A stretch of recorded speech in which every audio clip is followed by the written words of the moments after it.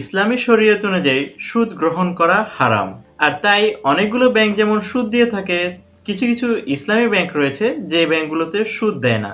যেহেতু বিকাশে সেভিংস টাকার উপর ইন্টারেস্ট সিস্টেম চালু আছে, তাই অনেকেরই ধর্মীয় বিধিনিষেধ অনুসারে এই সুদ গ্রহণ করতে চান না। অর্থাৎ বিকাশে কিন্তু প্রতি মাসের শেষে একটি নির্দিষ্ট সময়ে আপনার যে জমানো টাকা আছে সেই টাকার উপর ইন্টারেস্ট দিয়ে থাকে। এখন আপনি যদি এই ইন্টারেস্টটি গ্রহণ করতে না চান, তাহলে আপনাকে অবশ্যই এই যে সুদের সিস্টেমটি আছে এই সুদের সিস্টেমটিকে ডিঅ্যাক্টিভেট করে নিতে হবে।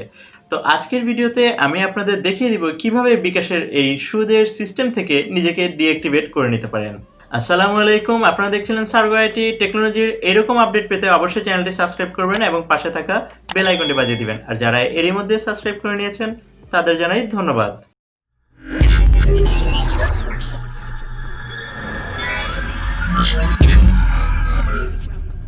তো বিকাশে সুদের যে সিস্টেম অর্থাৎ প্রফিট রিসিভের যে সিস্টেমটি রয়েছে, এটি থেকে ডিঅ্যাক্টিভেট করার জন্য আপনাকে প্রথমে আপনার যে মোবাইলে বিকাশ অ্যাকাউন্টটি চালু আছে অর্থাৎ ওই সিম থেকে আপনাকে 16247 অর্থাৎ বিকাশের যে হটলাইন নাম্বারটি আছে এই হটলাইন নাম্বারে আপনাকে কল করে নিতে হবে।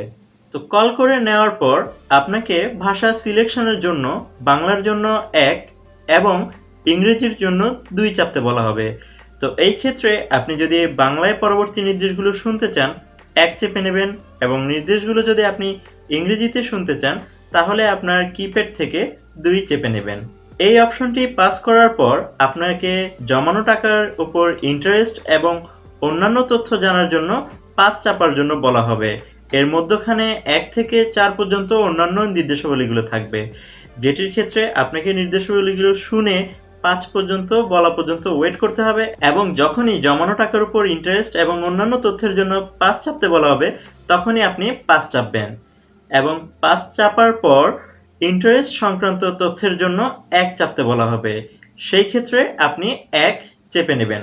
পরবর্তী যে নির্দেশাবলী থাকবে সেখানে প্রথমেই ইন্টারেস্ট গ্রহণ বন্ধ করতে 1 চাপুন, এটি বলা হবে।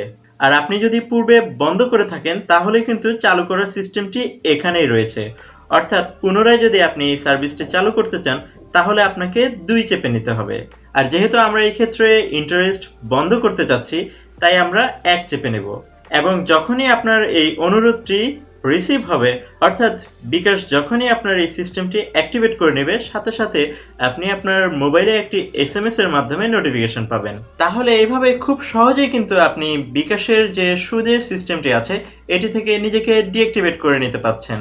আর কেউ যদি মনে করেন অ্যাক্টিভেশন করতে চান তাহলে কিন্তু পুনরায় আবার এই স্টেপগুলো ফলো করে সবার শেষে 2 চেপে আপনি অপশনটি চালু করে নিতে পারেন।